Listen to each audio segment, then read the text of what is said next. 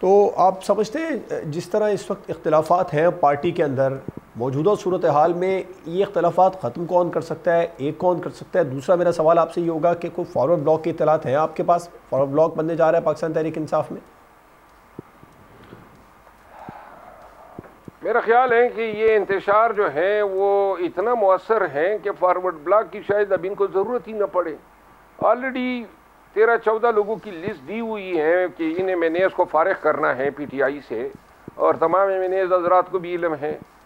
اور دوسری طرف جو ہے کے پی کی حکومت کی ٹرولنگ بھی اپنی آفیشیل میڈیا کر رہا ہے، تو لہٰذا حالات جو ہیں وہ انتہائی دیگرگوں ہیں، اور خان صاحب ہی یہ تمام اختلافات ختم کروا سکتا ہے اگر یہ تمام سٹیک ہولڈر کو بلائیں، بٹھائیں اور ان کو اپنی زبان میں صحیح طرح سمجھا دیں کہ پارٹی کو اکٹھے اور متحد دیکھنا چاہتا ہوں۔ اور یہ تب تک ہی ممکن نہیں ہوگا جب تک سلمان اکرم راجہ صاحب جو ہیں، جو غیر قانونی طور پہ سیکرٹری جنرل بننے کے خواہاں ہیں، اس کو ان ذمہ داریوں سے فارغ نہیں کیا جاتا۔